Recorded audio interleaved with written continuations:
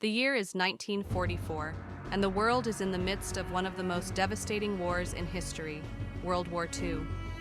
Amid the chaos, one group of men rose to meet the challenge of protecting the skies and supporting the ground forces in Europe. They were the 55th Fighter Group of the United States Army Air Forces, USAAF, and they played a critical role in the air war over Europe. In 1943, the 55th Fighter Group, initially flying the P-38 Lightning, was stationed in England as part of the U.S. 8th Air Force. This marked a pivotal moment in the war, as these brave pilots embarked on dangerous missions to protect bombers and strike at the heart of enemy infrastructure. By July 1944, the group transitioned to the iconic P-51 Mustang, a powerful, high-speed, long-range escort fighter. Armed with 6.50 caliber machine guns, the Mustang was a formidable force in the air. But this is not just a story of planes and battles. It's a story of courage, sacrifice, and one young pilot who became a part of history, Lieutenant Jim McCutcheon. Jim McCutcheon was born on September 13, 1923, in Fort Davis, Texas.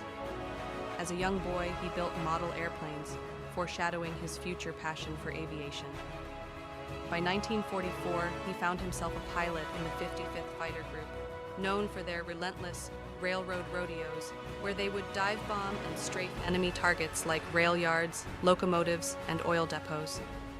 Jim, affectionately called Big Stoop by his fellow pilots due to his tall stature, arrived in Wormingford, England in August 1944 as a replacement pilot.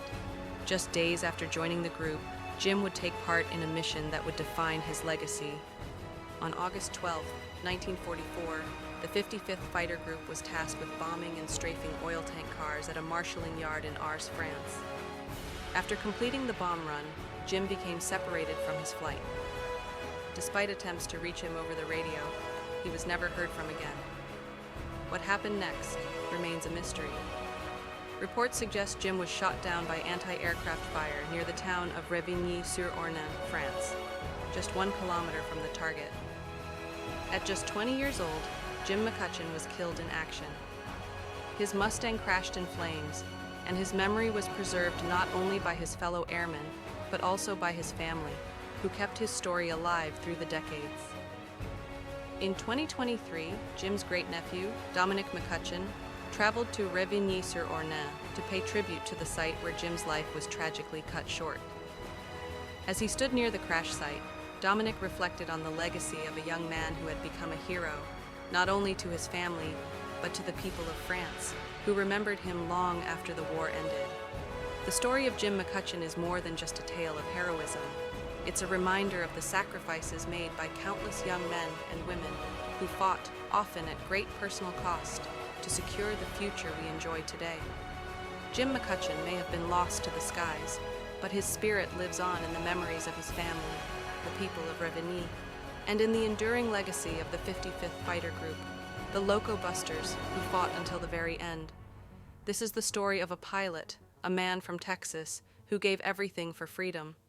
A hero remembered not only for his courage, but for the lives he touched, even in his brief time on Earth.